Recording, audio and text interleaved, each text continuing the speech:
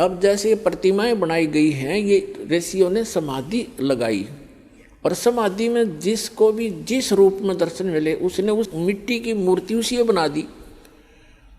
आगे चल के ये मूर्ति एक परंपरा बन गई। तो इन्होंने ब्रह्मा विष्णु महेश की मूर्तियां बनाई, इन्हीं के दर्शन हुए इनको, किसी को ब्रह्मा के रूप में दर्शन दे दिए। इस प्रकार ये सबको विचलित करके रखता है। तो कहने का भाव ये है, इन ऋषियों ने परमात्मा के दर्शन नहीं हुए, फिर भी ये घुमा फिरा कर ये कहते हैं कि वेदों में परमात्मा तो निराकार लिखा है, ये जो दिखाई देता है ये परमात्मा नहीं हो सकता। एक तरफ श्री विष्णु जी को कंप्लीट गॉड भी मानते हैं, फिर बुद्धि विचलित होने से कोई इनको कहता है कि नहीं भगवान तो दिखाई थोड़ा ही देता, वो तो निराकार है, प्रकाश ही प्रकाश है, सहस्रार कमल में जाकर देखो वो तो प्रकाश ही प्रकाश दिखाई देता है, 1000 ज्योतियाँ दिखती हैं। तो फिर ये वहाँ डगमग हो गए सचमुच, ये निष्कर्ष निकाल ही नहीं सके क्योंकि इनकी साधना व्यर्थ थी, इनकम्प्लीट स्पिरिचुअल नॉलेज था। तो चुनक ऋषि ने हजारों वर्षों तक परमात्मा प्राप्ति के लिए कोशिश की, भगवान मिले नहीं, और ये एटम बम बन जाते हैं ज़्यादा तप और जप करने से, इस काल तक की भक्ति करने से। और यही कारण है कि काल फिर इनका दुरुपयोग करता है, रिमोट उसके हाथ में होता है इनका सबका। तो चुनक ऋषि ने हजारों वर्षों तक तप किए, जप किया ओम नाम का, भगवान मिला नहीं, और सिद्धि के से यो ओत प्रोत हो गया, पावर हाउस बन गया, एक एटम बम बन गया। एक मानधाता नाम के चक्रवर्ती राजा थे, यानी पूरी पृथ्वी के शासक थे, और वो 1 वर्ष में, 2 वर्ष में, 10 वर्ष में, जैसा भी वो उचित समझते थे, पूरी पृथ्वी पर निरीक्षण किया करते थे। चक्रवर्ती राजा करता था कि किसी अन्य भूभाग के भूपति को, यानी छोटे राजा को, मेरी पराधीनता अस्वीकार तो नहीं होगी है। तो उसके लिए वो क्या करते थे, एक राजा का पर्सनल हॉर्स होता था, अपना घोड़ा निजी, उसके गले में एक पंपलेट लगा दिया करते थे। उसके साथ सैकड़ों हजारों की संख्या में सैनिक चल पड़ते थे। राजा का घोड़ा प्रत्येक छोटे राजाओं के राज्य में से गुजरता जाता था। उसके ऊपर लिखा होता था उस पंपलेट पर कि राजा मानधाता चक्रवर्ती का घोड़ा है, राजा के पास 72 अक्षौणी सेना है। अक्षौणी का वैसे उसका अलग से डिटेल होती है, लेकिन हम सिंपल सा मानकर चलते हैं, 72 करोड़ मान कर चलो। राजा के पास 72 करोड़ सेना है, और जिस भी राजा को राजा की पराधीनता अस्वीकार हो, घोड़े को पकड़ ले और बांध ले और युद्ध के लिए तैयार हो जा। तो वो घोड़ा जब लेकर जा रहे थे सैनिक, चुनक ऋषि की कुटिया रास्ते में थी। रास्ते में चुनक ऋषि ने पूछा भी कहाँ जा रहे हो सैनिक? उन्होंने कहा बाबा जी हम कोई काम जा रहे हैं। वो चले गए। वापस जब आए तो भी उसी रास्ते से आए, वो सारी पृथ्वी पर घूम गए। उस शहर में एंट्री का वही रास्ता था उनका। उस ऋषि ने फिर पूछा भी सैनिकों कहाँ गए थे, इस घोड़ा खाली क्यों है? सब पर सवार हैं लेकिन इस घोड़े पर कोई असवार नहीं है, क्या कारण है? तब उन्होंने बताया कि ऋषि जी ऐसे ऐसे मानधाता चक्रवर्ती राजा का घोड़ा है और इसके ऊपर कोई बैठ नहीं सकता, इसके गले में लिखा है ऐसे ऐसे, और हम सारी पृथ्वी पर घूमकर आए हैं राजा के ये देखने के लिए। राजा ने एक परीक्षण किया है कि कोई उसकी पराधीनता अस्वीकार तो नहीं कर रहा है, हम ऐसे गए थे। तो उस ऋषि ने देखो रिमोट काल के हाथ में बम बना लिया। पहले तो वो गलत साधना करवा के चुनक ऋषि से, रिमोट उसके हाथ में। अब ये मन कौन है? ये मन एलिमेंट है, उस काल का एक अंश है, आत्मा उस दयाल की अंश है। अब देखो ऋषि के मन में उसने रिमोट से ऑन कर दिया, ऋषि के मन में आ गया कि राजा तो अपने आप को बड़ा अहंकारी हो गया है, इसको इतना अभिमान हो गया, इसका अभिमान ठीक करना चाहिए। अब ऋषि ने कहा कि सैनिकों, यदि मैं तुम्हारे राजा का युद्ध स्वीकार कर लूं तो क्या हो? तो सैनिक ही होते हैं, सूरवीर होते हैं, उनके बोलने की शैली भी कड़क होती है।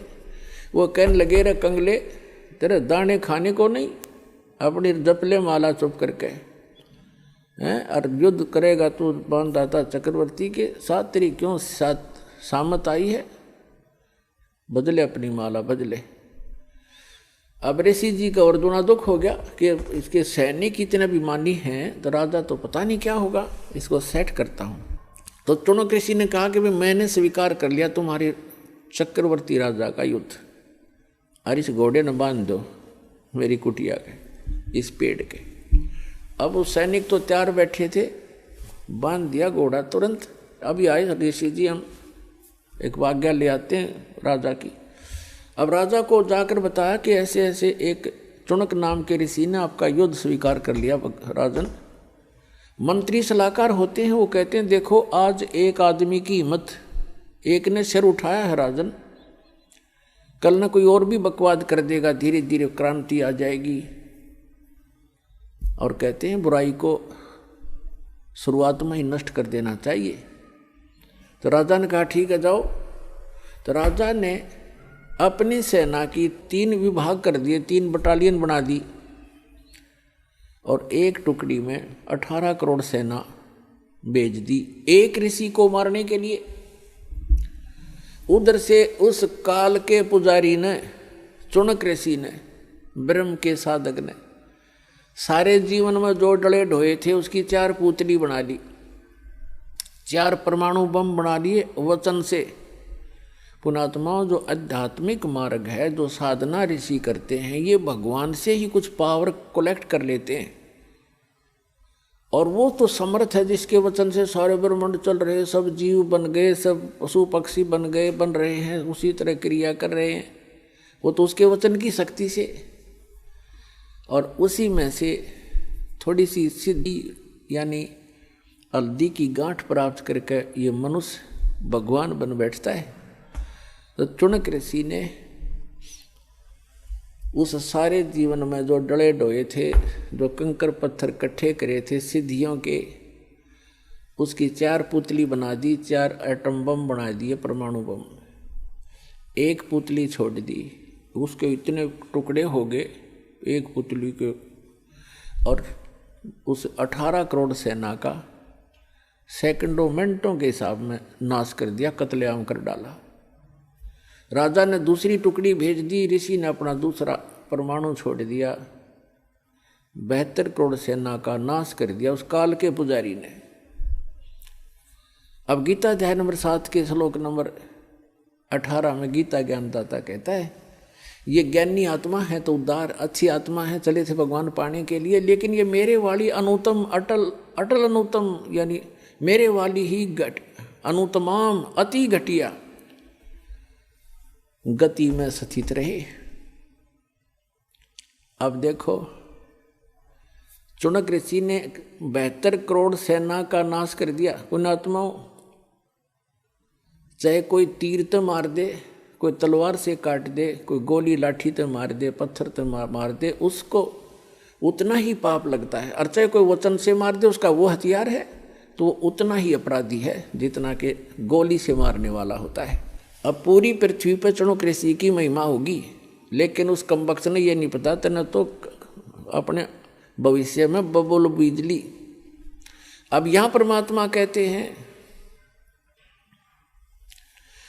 72 अक्षौणी अक्षय करी, चुनक ऋषि स्वर एक, ये दे धारे जोरा फिर ये सभी काल के वेख।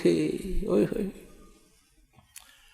सूक्ष्म वेद में बताया परमात्मा ने कि 72 अक्षौणी अक्षय करी, 72 अक्षौणी का नाश कर दिया उस चुनक ऋषि स्वर एक। पुण्यात्माओं, ये सूक्ष्म वेद की वाणी कोई बालकों की नहीं है, ये इतना गूढ़ रहस्य छुपाए हुए हैं अपने अंदर। ये इन आज तक के ये कबीर पंथीर फलाने इन रोज पढ़ते थे, गरीबदासी इनका कख भी समझ में नहीं आया। चुणक ऋषि स्वर एक, ऋषि स्वर जैसे मुनि मुनिवर, ऋषि ऋषिवर, ऋषिश्वर यानी ऋषियों में श्रेष्ठ, उन श्रेष्ठों में भी श्रेष्ठ, परम श्रेष्ठ ऋषि। उस परम श्रेष्ठ ऋषि के ये काले कर्म है, ये कर्तव्य है काले कारनामे। क्या बताते हैं कि 72 अक्षौणी अक्षय करी चुणक ऋषिश्वर एक, उस अकेले ने 72 करोड़ का नाश कर दिया।